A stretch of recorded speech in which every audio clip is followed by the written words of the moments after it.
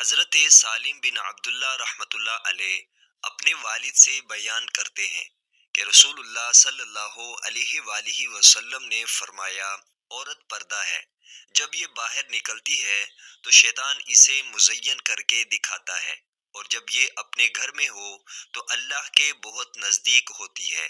السلسلہ الصحیحہ حدیث نمبر 2001۔ ام المؤمنین حضرت عائشہ صدیقہ رضی اللہ عنہا کہتی ہیں کہ رسول اللہ صلی اللہ علیہ وآلہ وسلم نے فرمایا، نکاح میری سنت ہے، جس نے میری سنت پر عمل نہیں کیا وہ مجھ سے نہیں، اور شادی کرو کیونکہ میں تمہاری کثرت کی وجہ سے دوسری امتوں پر فخر کروں گا، اور جس شخص کے پاس وسعت ہو وہ نکاح کر لے، اور جس شخص کے پاس گنجائش نہ ہو وہ روزے رکھے، کیونکہ روزہ اس کے لیے ڈھال ہے۔